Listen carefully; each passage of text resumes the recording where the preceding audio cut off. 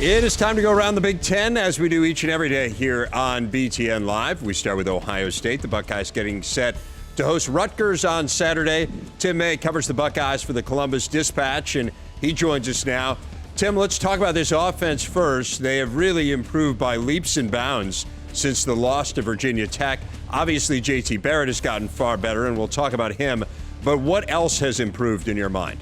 The offensive line, Urban Meyer will tell you, is definitely improved. There's more chemistry there. They were replacing a big-time group from last year. Urban Meyer thought one of the best offensive lines in Ohio State history. You had to replace 4 starters. Those guys have really come along. But, Dave, you've been around long enough, too. It's not even sometimes how good you are, how good you are compared to who you play, and they haven't exactly faced a murderer's row defense the last 3 weeks either. No doubt, and that is certainly part of it. That being said, though, even early in the year when they weren't facing murderer's rows, they didn't seem to have nearly the offensive capabilities that they do now, and Barrett is a huge part of that. What are the biggest improvements you've seen in him? Just awareness, confidence, leadership. His leadership, he was already a good leader going in, but his leadership has taken huge leaps, especially as he's made plays. And, he's found guys to make plays for him, from Ezekiel Elliott, the running back, to Michael Thomas, this sort of discovery at wide receivers in his third year. The nephew of Keyshawn Johnson, suddenly he's making plays, and J.T. Barrett's taking advantage of it. You look around the country, really, who is playing just like shut-down defense? And Alabama doesn't have the defense it's had in years past. And then past that, name me somebody who does. You see this Ohio State team, though, improving, especially on the defensive side. They still have a propensity to let a guy out of the gate every now and then, but they've gotten even better at that. Tim May from the Columbus Dispatch. Thanks so much, Tim. Sure, Dave. Anytime, man. Bye week for Wisconsin, but certainly plenty to talk about. Matt LePay, the voice of the Badgers, joins us. And Matt, we spoke a little bit earlier with Gary Anderson about the quarterback position. I'm interested in your take coming out of the Illinois game. Do you feel like you got any clarity there? Well, Stabby took most of the turns. McAvoy had the one possession. I think the way Gary has talked, I think they want to continue using 2. Whether we'll continue to see one play far more than the other, I guess, remains to be seen. I think where they're coming from makes some sense, though, Dave. 2 quarterback systems always generate a lot of conversation, and generally, most of the time, it is not favorable. But I think given this team this year, without an established deep threat in the wide receiving core. They have some good receivers for their roles, but they have not established a guy who can consistently stretch the field.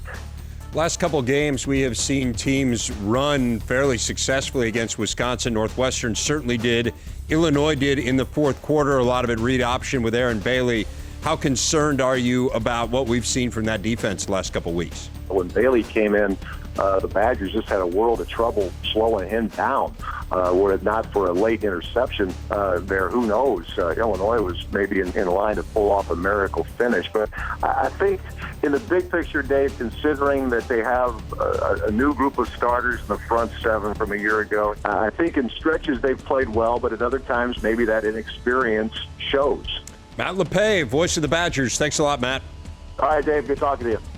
We move on to Northwestern now. Ted Albrecht, former Chicago Bear, longtime color commentator for the Wildcats, joins us now.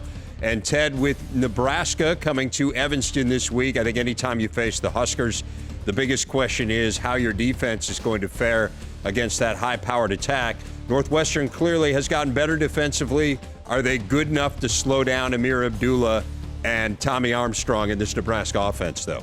I think the big improvement with our defense so far this year has been our scoring defense, 2nd in the Big Ten, 11th nationally. We're only allowing 17 points a game. That's 10 points better than a year ago. So, yeah, we might give up some yards, but hopefully we'll keep them out of the end zone. Well, the offense faltered kind of at mid-season last year, and it has really never totally recovered, not nearly as explosive as it was at the beginning of last year, certainly in the previous years under Pat Fitzgerald. What do you think the missing element is? Well, I think we've improved a lot, Dave, in the last 3 games. And if you look at, some of the statistics that, we've brought to the front, starting with Justin Jackson. I think the improved running game is going to help our overall offense.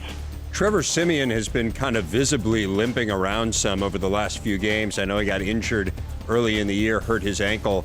Has there been any talk at all of bringing in Zach Oliver or Matt Alabidi as just a change of pace for that offense? I think there was a little talk early, and not by the coaches, but everybody else, because we struggled in our passing game and our offense our first 3 weeks. I think he is hobbled. I think he's about 70 to maybe 75% out of that ankle. But I think they're sticking with Trevor, and I do think it's a good decision. His numbers have improved. He's improved. He's throwing now for almost 225 yards a game, which has drastically improved since the beginning of the year. Ted Albrecht from the Northwestern radio team. Thanks so much, Ted. You bet, David. Thank you.